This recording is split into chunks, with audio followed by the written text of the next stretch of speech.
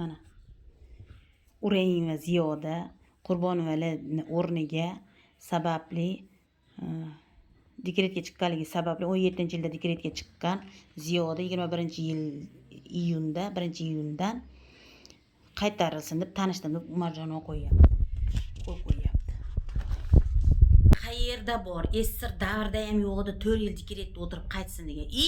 Umarjonovani tarixini ham ko'tartirsin, ko'tartirdi ham. Yo'q degan ma'lumotni oldi ham u. Ya'ni bunaqa Tojiboyev degan Oliy sud, Oliy sud sudyasi. Oldi ham. U kengashdan suhbatlar o'tgan sudya. Oldin Baliqchi tumanida adliyada ishlagan ekan.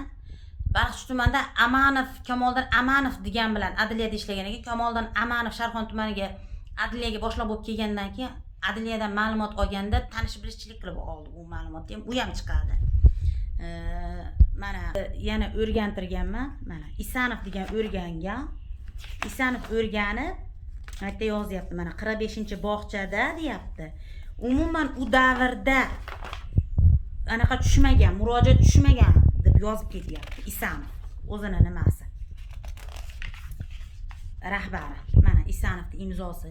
Mana yerda imzosi yo'q, nima qildi? Imzosini mana ko'p yopib qo'ygan. Bo'lyapti. Endi qaranglar. Bu yerda Sharxon tuman MIB jinoyat ishida manaqa topshiryapti. Bu kvitantsiyani olingan davri baza bo'lib ishlagan davriga to'g'ri kelyapti. O'zbek pochtasini baza bo'lib ishlagan davriga to'g'ri kelyapti. Bu kvitantsiyani kim yozib berganigacha bilaman. Mana buyruqlardan olib qo'ydi. Qachon mehnat shartnomasi bo'lgan, u ishlamagan. Hatto unga borib men anaqa ham yozdirib keldim. Obrazец podpis oldirgani, o'zimcha xat ham yozdirib keldim borib. Men ham o'zimni singlimni noqonuniy mana undaqa yig'ma hujjatlar bilan, soxta bilishchilik bilan ayblanib ketishiga tomoshabin bo'lib o'tira olmayman-ku. Hech narsani bilmaydigan, to'g'ri huquqini bilmasa bu aybdor emas degani emas, lekin huquqini pora ushlab, pora olib yoki bo'lmasam bir o'likjon qilib turib buni bilmayapman desa unda aybsiz emas degani. Lekin mana u soxta hujjatlarga ana qilib turib qilgani bu men bilmayapman desa aybsiz emas degani emas-da bu. Keyin bo'pti tikiladi ham deylik. Mana undaqa qilib bor tashkilotda mavjud shtat birligi bo'yicha mana buyruq chiqarib beryapmiz. Mana tanishib olishyapti. Mana Ibragim va anaqa oldim deb qo'l qo'yish beryapti. Rizaqulova va hokazolar olyapti. Olib turib tilxat ham yozishi beryapti ular. Mana Rizaqulovani tilxati yozib beryaptiki, mana 41-moddani birinchi qismiga asosan ijro etildi. Bu bo'yicha ijrochiga e'tirozimiz yo'q. Lekin 45-son DMTTning direktoriga e'tirozimiz bor. E'tirozi bo'lsa, buni men hal qilmaydi. Bu qismini aynan o'rganib bersin desa ta'limga chiqarish kerak edi. Lekin 41-moddani birinchi qismi bilan ijro etildi deb uni tili bilan yozyapti. MIB xodimi qaslashib mana yana yozyapti Ibragimova ham mana 41-moddani birinchi qismi bilan ijro etildi deb yozyapti. Uni biz tepasida turib yozdirganimiz yo'q. Mana Urayimova ham yozyapti. Mana 41-moddani birinchi qismi bilan. Mana Ibragimova yozyapti. Lekin uni biz uni yozganini bilmaymiz. Uni biz deladan nusxa olamiz dedik, jinoyat sudini delasidan boshqa qilamiz dedik, berishmay aqa ketdi, dela baka ketdi, prokuratura chaqirdi, palon qildi deb rosa aldashdi.